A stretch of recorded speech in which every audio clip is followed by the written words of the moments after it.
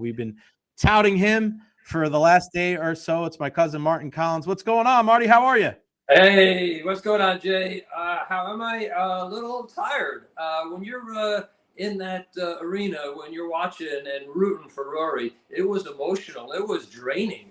I was like, when the triple doubles and like score changes, it was wild. So I'm okay. They're probably a little more tired than me, but I'm all right. Marty, I for those and people here in the Tampa Bay area, I was touting you yesterday and earlier today on the show. Just give everybody kind of a little bit of your background and how much time you spent on a golf course during the week. Well, pretty much 50 years on the golf course, caddying at Wingfoot. But I did do 2 years caddying at Augusta, like before the Wingfoot season started. My dad took me out to play Wingfoot's 1 and 9 West. He was the caddy. He wasn't quite the caddy master yet. Before the 74 Open at Wingfoot. So I played 1 and 9 when I was 9 years old, 1974, before the massacre at Wingfoot. So that's how long I've been around the game of golf, as far as up to a couple of days ago at Augusta National on Sunday rooting for Rory. So it's been a great game. It's been cool. You've caddied for 8 U.S. Open winners: Lee Janzen, Andy North, Raymond Floyd, Arnold Palmer, Ken Venturi, Tom Watson, Matt Fitzpatrick, and Tiger Woods. That is correct. I did my homework. That's why I got it like it's one of my write it down things, and I didn't tell you that's unbelievable that you led with that. You are on. I'm on it, man. It's the family thing, man. You got to Arnold Palmer 3 times. Unbelievable, man. Did you happen to see any of the Lightning guys that were over there the other day? I did not see Lightning guys. It was more NFL quarterbacks, and including one ex-one that's a member now, Eli Manning. But we saw a few. Josh Arnold walked by. There was a couple. That was the quarterback, so I didn't see him. But the new quarterback for the Jacksonville Jaguars was there. So nice. there was more like NFL quarterbacks. For some reason, that's who we were bumping into. Oh my gosh, that's crazy, man. Yeah. So to be able to see, how many times have you been to Augusta for the Masters? That was my 10th, and it was my so I did. That was my third, like every day. Like there's the 2 years I worked there. I went to every day, Thursday through. 1 year I worked the Masters. I worked in the pro shop above the pro shop before it became all high tech and amazing. But that was 97. So that was my first year there, working there. When I caddied there, Tiger Woods won by 12. It was like, doesn't this happen every year? I mean, it was wild. So to be able to go to that one and Rory's career Grand Slam is pretty cool. And then so there was a couple in the beginning of my life, and then lately I've been going. I've got a nice little run after COVID. I've gone to the last 4. But to go to all 4 is not usual. I usually get a ticket for a practice round, or that's what a lot of people are in for one day. Maybe they'll go a Monday and a Wednesday or something, or one practice round and one regular day. But to get all 4, it's there's work involved. There's a lot of walking. There's a lot of walking. There's a lot. You get up early. You got to get there. We did the chairs. We put our chairs down on 16. Right by the water at the end of the stand, and watched the shots go over and scoreboard watched, which was huge. That we spent all morning for every player to go through 5 green, which was cool. 5 and 16. It was a really nice, watch them early, watch them late. But scoreboard watching was absolutely wild to see, and you would know when he put it down, it wasn't a birdie, because I didn't hear a roar. And then you would see the higher number, the little lower numbers, 11 under, 10 under 9. And then all of a sudden you're like, whoa, he's not even leading. Rory, Rose led for a hole.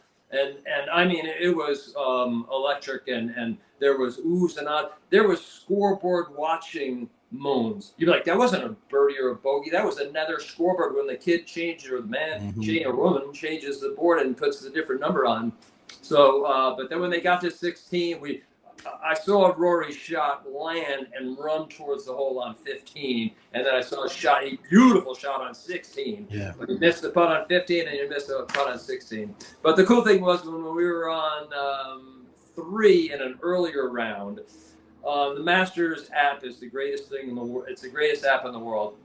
You could just go to Rory McIlroy on Saturday on 3, hit it, boom, and then they'll show all 4 shots. After he made the putt on 3, he kind of went like this to the crowd, and then we freeze framed it, and then you could see me, giving it back. So I'm going to try and frame that because I have a picture of me the day after the Masters in '97 with the scoreboard over my shoulder on 18 with Tiger Woods in an astronomical under par, and then Tom Kite and about 15 shots left. So those will be 2 of my.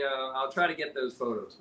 Yeah, definitely. I was going to ask you about that. I'm glad you did, about what your approach is to going and watching, because Mom and Dad have come down from Long Island the last 3 years to attend the Valspar, which is a great PGA tournament event here in Palm Harbor. And the last couple of years, we've sat right outside the 8th green because it's a par 3 and you could see them come down to you. You see them walk and they walk right by you. And then this year, we actually, for the final round, because we go Friday and Sunday, like you said, this year for Sunday, we got our chairs and we were by the 18th green. And it was an incredible finish with Justin Thomas and Victor Hovland. So Mom and Dad, man, they love it. They're already ready for next March, man. They're trying to get back down. It's like that. You're just like, let's go again. It's so much fun. But you're right. It's like I did the 3rd green, and when they had the tee down on 4 on Thursday or Friday, it was great because I could just watch them putt on 3 and watch them tee off, and I could see the shots go into 4. But when the Sunday and the weekend, they had the tee back, so the crowd would block you, so you couldn't see it. So we did walk up and watch them. It was kind of fun to watch the pros take head covers off on a par 3. I watched Dustin Johnson try to cut a 5-wood. I couldn't believe it. Like on a downhill par 3, but it's like 240 into the wind. Yeah. It's humbling, man. The most humbling sport there is. What was it like, Marty, to see when Rory finally wins and just the emotion? And I thought on the TV broadcast, it was a great job by Jim Nance and Trevor Immelman. They just let the moment breathe. And man, it just, you could feel the emotion. And it wasn't just him and seeing that weight come off of his shoulders, but also the love and the adoration that everybody had for him to get the career Grand Slam. What was it like to be in that environment, to see a guy that has lived his struggles in the public eye finally get over that hump? Well, I'll be honest with you. I ended up seeing it on the app in my car on the left. So again, the Masters app's fantastic. I watched the putts.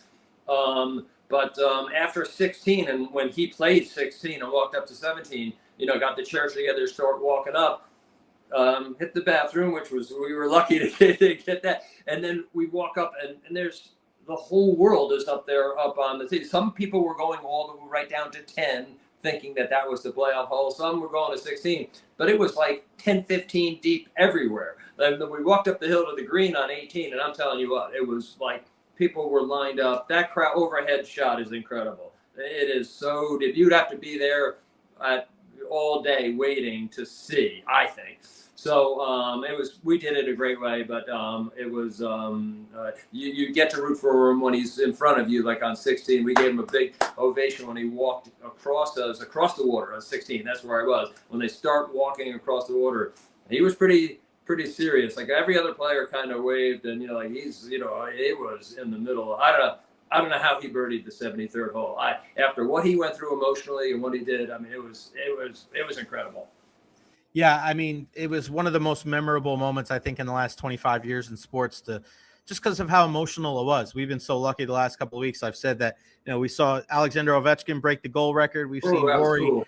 Yeah, we've seen Rory McIlroy now join 5 other golfers. I mean, and to think that, Marty, you've seen golfers, something Arnold didn't do. You know what I mean? It's crazy to think that Rory, how wild is that, Marty, to know that a guy like Rory McIlroy is now one of 6 players to ever grace God's green earth, to pick up a golf club and to be able to win all 4 majors. Well, I told my friend that I was with, I said, there's a graveyard of unbelievably great golfers that are not going to win that. I mean, it is a ton of them. Some of the greatest of all time, including Arnold Palmer.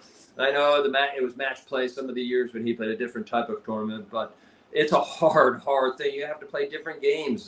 The Open champion, the British Open, you have to play the PGA is set up differently. The U.S. Open, the Masters, they're all set up different. They're all different type of golf courses. You got to be a complete player, which I really believe Rory. I love the way he talked, his mental talk before saying, "Well, I'm different now. I have a different type of game," and he showed, at those although they abandoned him on 13 and.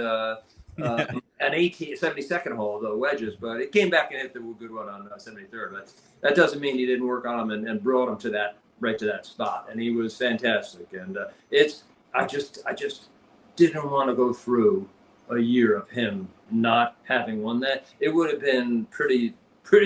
He had to win that. And I was yelling at, "You better make this putt on 18, like on 73rd hole." I said I didn't want to have invested all that energy rooting for him, and but he did, and it's fantastic. And he's putting that green jacket on, seeing him, he's a very happy man, and the camaraderie in sports is so cool. When his best friend Shane Lowry gave him a big hug, and people were happy for him, which is cool. It's good. I think that's a big thing about life, right? It's one thing to have your own successes and your own triumphs, but when you see how other people react to your success, I think that says a lot about your character, and it says a lot about the kind of guy or gal you really are. So to see the jubilation, everybody there at Augusta, whether it was, the fans or whether it was, like you said, Shane Lowry or even Justin Rose, you could tell he was upset that he lost, but there was also like that, hey man, like this was your time, and I love that. He's all class, and that is beautiful, wasn't it? Hats off to Justin Rose. As great as a display he put on the course, and for his age, he's not 30. He's not the young. He's one of the older guys, and for him to do that and take on Rory like that, and but be so professional and nice at the end, like him and his caddy, they giving hugs, and I know they're same team, the European team, the whole they're in here together. They definitely are. So, but still, that's how tight they are. So it's really cool. I got to ask you about the guys that you've caddied for. I'll ask you about Sure. Tiger in a second. I want to ask you about Arnold Palmer. You said you did it 3 times, and I heard one of the stories that you caddied for him during a Xerox. It was during something there, and yes, he called you a different name, and then you called him Jack. Like, tell us that story. That's great. We spent all day together, and I was wearing his Rolex watch, and we were on the 7th hole, and we were playing, the hole, and then we'd walk back to the tee for the next group to come up, and sometimes they're slow and shotguns, so we'd be chipping, and, I got pictures of me chipping with him. I made a chip shot, and I got a picture of him, like, what the heck, great day. It was his dentist was there, Howdy Giles, who took pictures all the time, and I didn't even know he was taking them, took beautiful pictures, and we were having a great day, and I thought we were buddies, we were, it was good that we were buddies. He makes you feel like that, he really did, and then we got to into the clubhouse, and they were saying, all of a sudden, they were rushing them into the clubhouse, like they got meetings and stuff, they want to introduce them, and they got to do that. So he was all of a sudden had to go really quickly, and he goes, so I go, do you want to put anything in your bag? He's like, yeah, here's my glove. Thanks, Jim. So I go, I'm a young teenager, but I've been in the caddy yard for a few years. I go, you got it, Jack. And then the guys stopped. They were in such a rush. They stopped and they looked at me like, you know who this is? This isn't Jack. This is Arnold Palmer. I go, yes. And I'm not Jim. I'm Martin. And I swear to God, they were like, okay, and they went in the locker room. The next day, I'm caddying every day. It's just another day, and I'm 9 going to 10 West Day. My dad goes, hey, Marty, come on, there's guys from Xerox in the pro shop want to talk to you. I'll never forget in my mind, I go, it was only a joke. I was just kidding. I'm a kid. I'm a young guy. So I go in the pro shop, and they're in suits. They're in the old, the suits, and they got a frame. They got something this big with in paper, like brown paper, and there's like, Mr. Palmer had a great day with you yesterday. They wanted you to have this. So, oh, great, thank you. So I ripped it open. My guys are on the tee. I gotta rip it. It's this already framed photo, candid photo of me with the pin and Arnie neck, like the guy. It was like he does it for himself, but it's almost like Ken Griffey Jr. taking photos, like professional. I don't know if you saw that industry in Augusta. Yeah, So he was. They said, and it was autographed and signed, and I had a great time with you, Martin. Best wishes, And then I'm like, I know he deals with a million people all the time, so I forgave him, and I got the best picture in the world from it. So Arnie was. It was great. It was a lot of fun. Where's that picture now, Marty? It's in my apartment in New York. There you go. Yeah, I got it. What was it like caddying for Tiger Woods? On Facebook, that's my profile picture. I'm always looking at that picture. That's the best one, man. That's one of the best ones that you could have. I remember when you caddied for Tiger, it found its way through the family. My Uncle Wally was, oh yeah, cousin Marty did this. I was like, what? Tiger Woods? Tell us what was that like caddying for one of the biggest superstars in golf history? Golf Week actually wrote a little article about it. It was after Augusta, not too long, and that he won by 12 shots, and his Tiger mania is through the roof. I mean, it's crazy. I mean, it's rocket ship now. And it's a couple of months later, he's going to play Winged Foot as a practice round for the 97 PGA. But it's not till for a month or so. But they're in town because the Buick is in Harrison, New York. Butch Harmon's a member. They're going to come over and play on Monday, then go play Westchester because the Buick is a sponsor. He's got to play in that. So and then they'll be back in a month or so to play the PGA. And Butch, being a member, the coach at the time said, call my dad. He goes, don't tell anybody, please. We don't want the press. We don't want anything. All right, okay. So I didn't have a car for a couple of months, maybe that summer. Dad picks me up at 6:30. He goes, good morning, Mark. I go, good morning, Dad. He goes, you're going to be caddying for Tiger Woods at 7:30. And I was just like, oh, great. Okay, super. And meanwhile, now I'm like, I'm doing the Ludwig Goldberg. Yeah. That's cool. Meanwhile, inside, I'm going nuts. I'm like, you got to be kidding me. Tiger Woods. This is the golfer in the world right now, the number one. And so we went out there and we had a wonderful time. Like it was great to be with him the whole thing, but he was studying the course with Butch Harmon. Mm-hmm. I had more of a conversation with Fluff and Jerry Chang and the other caddies. We hung out together, Butch, but I got to see him hit a shot up close, a couple of trick shots, like he just took the wedge underneath and he just grabbed it and handed it to Butch. And Butch was like, God, Jesus. He hit a shot on the 16th hole from 247 yards, like a draw, 4-iron. I couldn't believe it because he was like level 5, like power, and he was only playing at like level 2, and I didn't know it. He looked like he was playing good.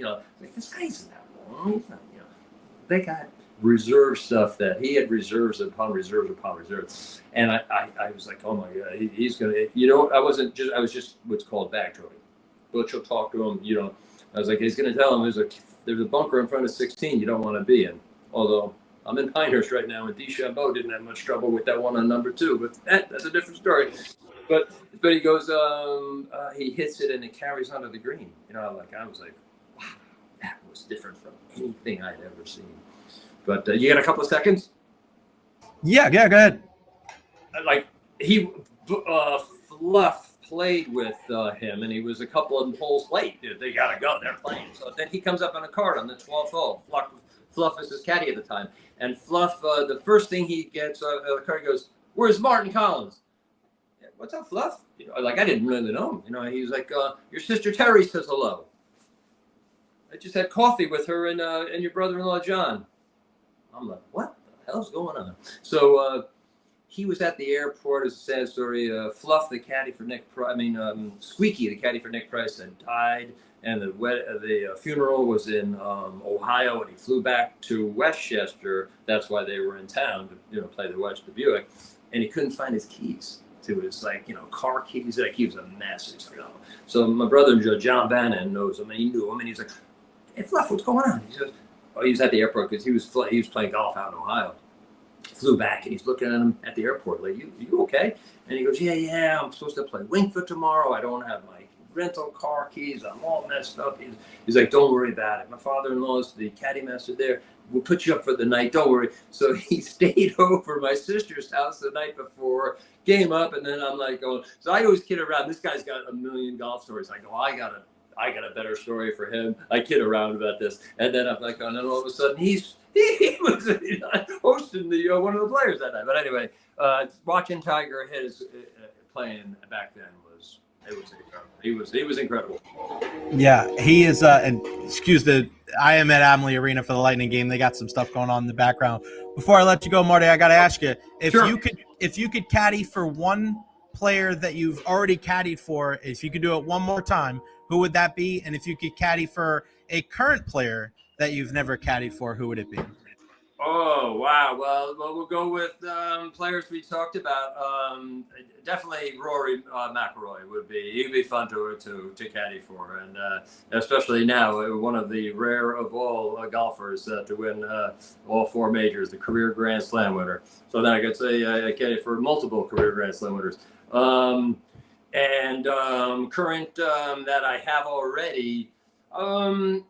Well, if Arnold Palmer, like if he was alive, I would go with him. It was that much fun. He's that nice of a person, and that that much. But he has to be alive right now, right? So it has to be somebody that's. Let's see. Who would that I have caddied before? Like I don't know. That's a tough one. I don't know. We can go with Arnie. We can go with Arnie. That's cool. Okay, let me go with him. Yeah, we'll let you go with Arnie, man. You got a great story. I mean, many people are gonna have. I appreciate that. Unbelievable. Nice. So yeah, I appreciate this. This was a fun conversation, Jake. Yeah, thank you, Marty. Martin Collins, my cousin over there. If you ever go to Wingfoot, go look out for him. He's probably pointing everybody in the right direction. He knows the lay of the land better than everybody. Marty, it's been great catching up with you, man, and hope to do it again soon. Have a great rest of your week. You too, Jake. Take care, bud.